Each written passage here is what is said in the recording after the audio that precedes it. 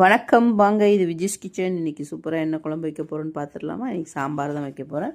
இன்றைக்கி காயெல்லாம் வெளியிலேருந்து வாங்கலாம், எல்லாம் நம்ம மேலே உள்ள தொட்டியிலேருந்து பறிச்சிட்டு வந்த கத்திரிக்காய் தான்.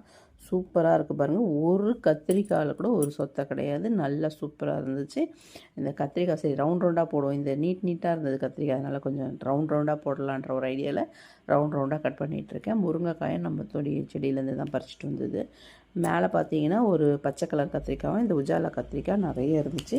கீழே ஒரு 2 பச்சை கலர் கத்திரிக்காய் இருந்துச்சு, அதையும் பறித்தேன். கொஞ்சம் ஒரு 4 பச்சை மிளகாய் மட்டும் பறிச்சுட்டு வந்தேன். முருங்கைக்காவும் ஒரு 3 முருங்கைக்காய் தான் பறிச்சிருக்கேன். நிறைய காய் போட வேண்டாம், நாளைக்கு சண்டே வேறு. சாம்பார் நிறைய வச்சோம்னா நாளைக்கு இருக்கும், அப்புறம் சாப்பிட கஷ்டமாக இருக்கும்.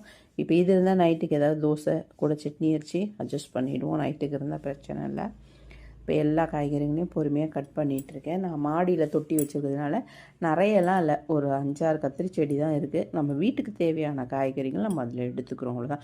கத்திரிக்காய் வாரத்தில் 2 நாள் நான் நிறைய கட் பண்ணுவேன். பச்சை மிளகாவும் நான் கடையில் வாங்குறது கிடையாது, வீட்டில் உள்ளது தான்.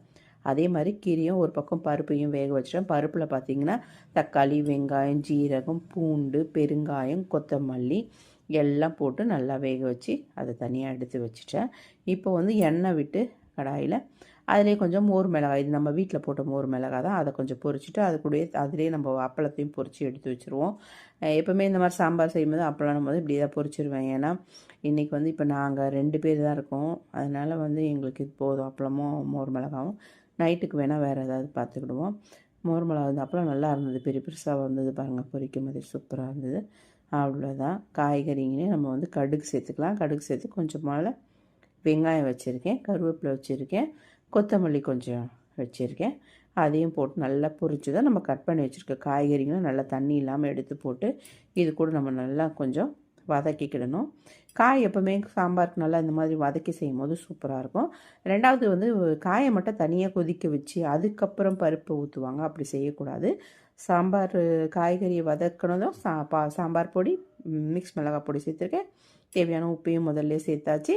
இப்போ நம்ம கடைஞ்சி இருக்க பருப்பை தூக்கி ஊற்றி காயும் பருப்பும் சேர்ந்து கொதிக்கணும், அப்போ தான் சூப்பராக. ஒரு சிலர் எல்லாத்தையும் போட்டு குக்கரில் வைக்கிறீங்க சாம்பார், அந்த சாம்பார் டேஸ்ட் இருக்காது. அதே மாதிரி குக்கரில் பருப்பையும் வந்து ரொம்ப விசில் விட்டு எடுக்கக்கூடாது, கரெக்டான விசில் எடுத்து பருப்பு கொஞ்சம் திரியாக இருக்கிற மாதிரி இருந்தால் தான் சாம்பார் சூப்பராக இருக்கும். அவ்வளோதான். இப்போ நான் மாங்காய் போட போகிறேன், அதனால் புளி ஊற்றலை, மாங்காவை போட்டு ஸ்டவ் ஆஃப் பண்ணிவிடுவோம். வீடியோ பிடிச்சிருந்தால் லைக் பண்ணி, ஷேர் பண்ணி, கமெண்ட் பண்ணுங்கள். நம்ம சேனலை மறக்காமல் சப்ஸ்கிரைப் பண்ணுங்கள். இன்றைக்கி என்னோடய லஞ்ச் இவ்வளோ தான். சூப்பராக இருக்கான்னு பாருங்கள். மாங்காவை எப்போவுமே கொதிக்க விடக்கூடாது, அது ரொம்ப புளிப்பு வாசனை வந்துடும்.